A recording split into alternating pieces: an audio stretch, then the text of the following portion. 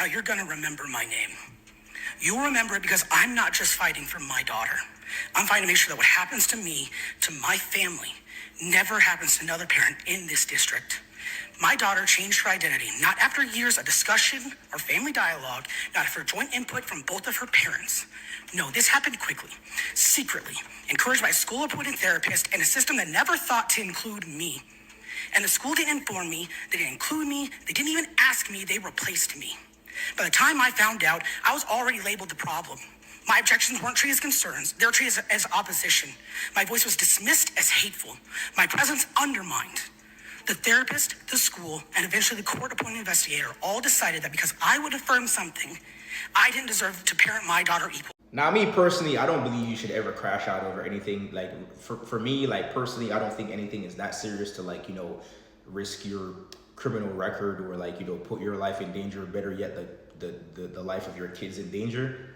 But this is 100% something that if a parent did crash out and did some crazy shit, like, I probably would still say they're wrong for doing it, but I would understand why they did it.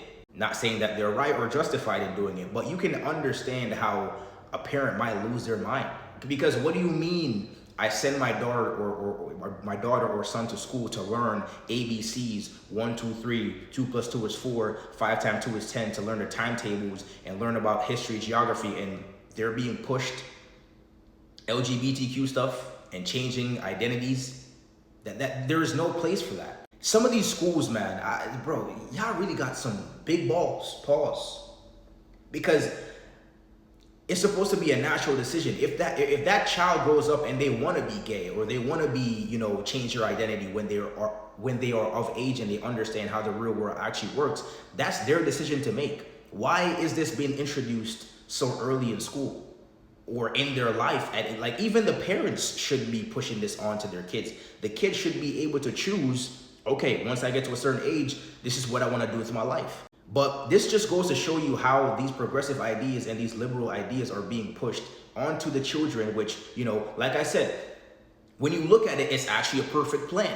Because if you take all your feelings out of it and you look at it from a logical perspective, you know, in regards to the goal that these people, the government, i.e. the system, is trying to achieve, how would we be able to change the world in the very near future? I'm talking about 50 to 100 years. All you would have to do is just indoctrinate the children, right? That's the way, through women and kids, are the best way to change a whole society and its cultural values.